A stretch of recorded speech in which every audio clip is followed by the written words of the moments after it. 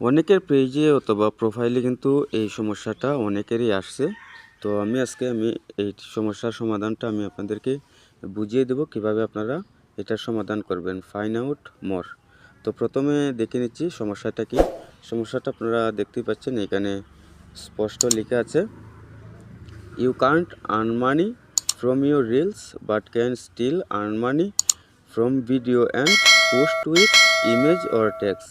আপনারা এইটার কারণে ফাইন্ড আউট মোরের কারণে কিন্তু আপনারা রিলস থেকে ইনকাম করতে পারবেন না, শুধু ইনকাম করতে পারবেন ভিডিও থেকে, আপনার পোস্ট থেকে এবং আপনার টেক্সট থেকে।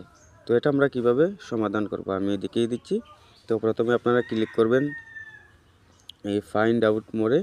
তো আমি ফাইন্ড আউট মোরে ক্লিক করলাম। ক্লিক করার পর বন্ধুরা দেখতে পাবেন আপনাদের এরকম চলে আসছে, এরকম একটা পেজ চলে আসছে, আপনারা দেখতে পাবেন।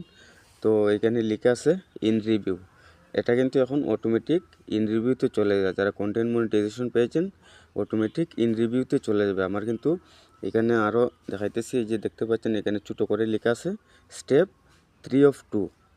তো 3টা স্টেপ এখানে আছে, আমার 2টা স্টেপ পূরণ হয়ে গেছে। তো আরও একটা স্টেপ পূরণ হলে কিন্তু আমি বুঝতে পারবো তারা 7 দিনের ভিতরে, এখানে লেখা আছে most people hair back in less than 7 days but it can take longer. তারা 7 দিনের ভিতরে একটা সমাধান দিয়ে দিবে অথবা আপনাদেরকে জানিয়ে দিবে, অথবা 7 দিনের বেশিও লাগতে পারে। তো আপনারা কেউ কারো ইনবক্সে যাবেন না, কারো কাছে হেল্প চাইবেন না। এখন থেকে ফেসবুক অটোমেটিক কিন্তু ঠিক করে দেয় অথবা সমস্যার সমাধান করে দেয়। তো আপনারা কি করবেন, আপনাদের প্রোফাইলে যদি কোনো ধরনের কপিরাইট ভিডিও থেকে থাকে এই সবগুলো আগে ডিলিট করে দিবেন।